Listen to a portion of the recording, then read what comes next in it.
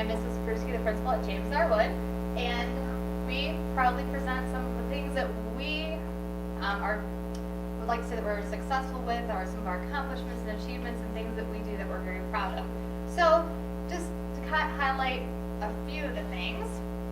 First of all, we have achieved the Academic Excellence Award 3 years in a row, and the criteria in order to be able to meet that achievement is to have 90% of your students meet or exceed on the ISATs, and for a consecutive 3 years. So we've been able to uphold that, and we were able to do that 3 years in a row, and at least be able to meet AYP. So we have also done that, and I believe that it should be 4 years because it wasn't including this last current school year, which we also accomplished meeting AYP. So our academic excellence, our standards are high. Our teachers expect and require a lot of our kids, and we're very proud of all the accomplishments that we have done. Dr. Green already highlighted some of these areas as well. Our character counts. We are a character count school, and we do the best that we can to promote good character. So, as you said, we have raised over the last 13 years over $133,000 for Jump Rope for Heart.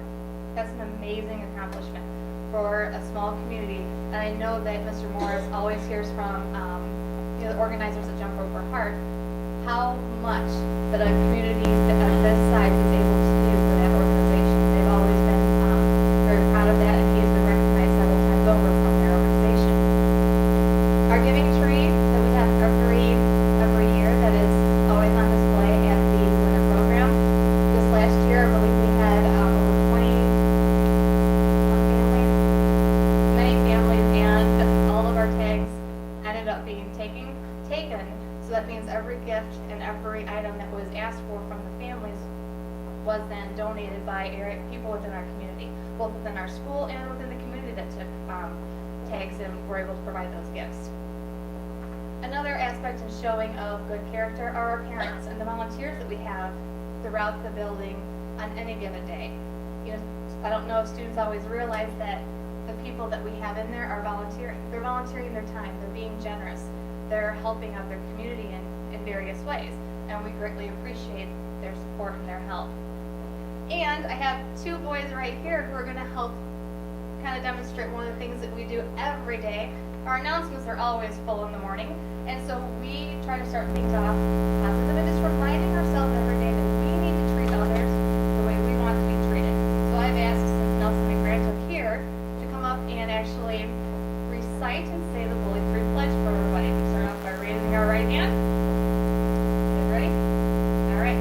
So we're going to say our pledge that we promise every day to say. I will not bully other students. I will help others who are being bullied, but according to an adult. And we talk about what it means to be a reporter. Nelson, can you help remind everybody what it means to be a reporter?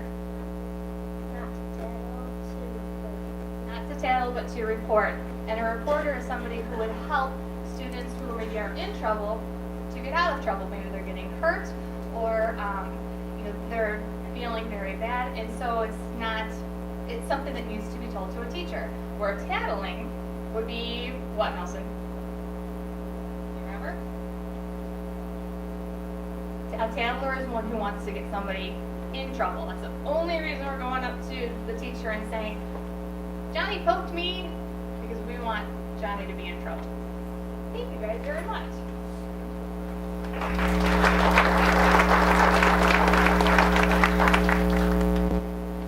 And of course, kind of getting back to our curriculum and content, we have some amazing lessons and things that we do throughout the school, throughout the year. One of the things starting off is our guided reading and math. And math is something we started just this year, but it allows teachers to be able to work in small groups and instruct students in small groups of the material that is more appropriate to whether it be their academic level or achievement, and at the same time building a lot of stamina and independence. Because many times the students are in small groups that are working with the teacher, and that there are other students who are working independently on other academically challenging tasks. And so they're not under the guidance and the direct thumb of the teacher. They're very independent working, and it's it's been amazing to watch little kindergartners who are able to build and hold their stamina for 20 minutes, and they are engaged intellectually and cognitively the entire time. It's something to see. It is very amazing. We have our Grandparents' Day and 100-day celebration, and our 100-day celebration is coming up. There's a picture of one of the things that our ladies in the cafeteria do for our kindergartners to celebrate the 100-day. That is a picture hard to see of the 100-day layer cake of Rice Krispies that they put together for them last year to be able to enjoy during the 100-day celebration. Our second graders do a very in-depth biography unit where they research famous people within history. They have what they call this wax museum, so they research, they write information about their character, about their famous person, they dress like that character, and then families and parents in the community are invited to come in and rotate around as the kids tell you a little bit about themselves as that character. The other picture that I have up here, it's maybe a little bit hard to see down the bottom corner, are 34th grade students who are crammed in, Mrs. Kenyon, how big of an area? Oh, I would say maybe 3 to 4 feet long by about 2 feet wide. So about 3 to 4 feet long by about 2 feet wide area. 30 students as they're learning about immigration and how our immigrants came over and the conditions in which they came over to the United States. So it's amazing to see all their bodies, and they learned a lot. And it's a fun unit. I know that 4th grade also goes to Hoover Outdoor Ed to learn a little bit more and kind of identify and be able to pull things together. So one of the best things that the kids like, I know, roller skating. Not a lot of areas in the community, I think we're the only one that I know of that has roller skating that comes in, and you cannot under any circumstance take away PE during those 2 weeks, or you hear about it. And Mr. Morris cannot be gone, or you hear about it. They want the roller skating time, and so they learn the skills and concepts of roller skating. Our 4th grade musical, which was introduced a couple of years ago, absolutely phenomenal, and I know those students are working right now on their upcoming program, and the last several years have been outstanding. The kids do a fantastic job, and if any of you have ever been to a 4th grade musical, you know what I mean. It's a lot of fun, and they can't wait to show off all the work that they have done. We also have what we call buddies, where our older students are buddied up with students in the younger grades, and they do art projects together. They do some reading together, so you might have the older students modeling good reading for the younger students, and the younger students are able to read to their buddies. So that's another wonderful program that we're able to provide. And then a partnership between the high school and JRW, where we have future teachers. They're in a class and they come over and they are able to provide some small group support or independent support or even enrichment to students on a much smaller scale to help within the classroom. So we actually have the high school students who are learning about what it means to be a teacher, and they come over every day during their class period and they spend time in an assigned classroom. And I know the kids love to have them over as well. It's a great relationship that you're able to form, and I know the one that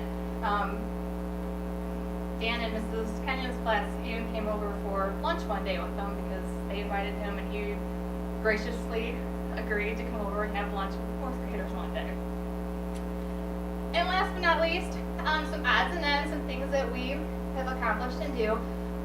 We've spent a lot of time refining report cards and looking at and reporting upon standards and outcomes. And that is very different than what many schools typically do. You usually get a letter grade for math. You get a B in math. Well, what does that mean? Well, you might have done super well on your addition facts, but you don't know your subtraction facts and you don't know how to count money, but everything evens out, so you've got the B in math.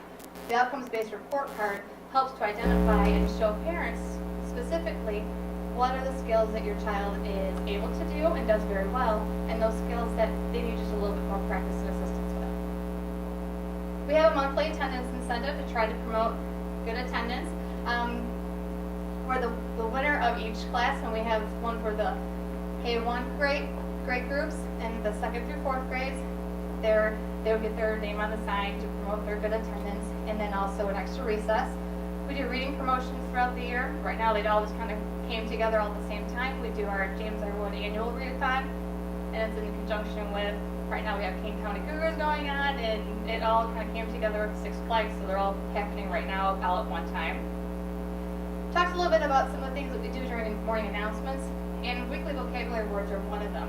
We try to promote extra and additional vocabulary and incorporate that throughout the day and have students maybe even give me examples of what the word is that we're studying for the week.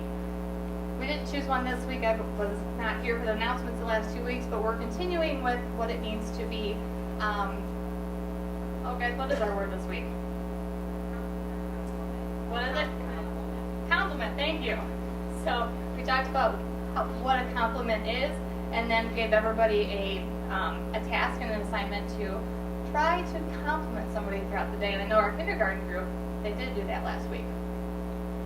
Dr. Green already talked about that we incorporate iPads into daily instruction. Each grade level right now has at least 3 to 4 iPads at their disposal every day that they're able to incorporate, whether it be for small groups, using that for extra support and practice. High school helpers sometimes will take them out, I know in the kindergarten, and be able to take out the students, be able to work with letter identification, letter sounds, and things like that. So we really incorporate the technology into as much as we can. We do some partnerships with Valley West through our dental program. We have some hygiene that they come over for. We've already had hand washing this year. So it's great to have them as a partner as they help to support the things that we're doing within the schools also. And then last but not least, we have something called Study Island that's a resource for our 3rd and 4th grade students to prepare for our ISATs assessments. So that's just a little bit about what the things that we're doing at JRW.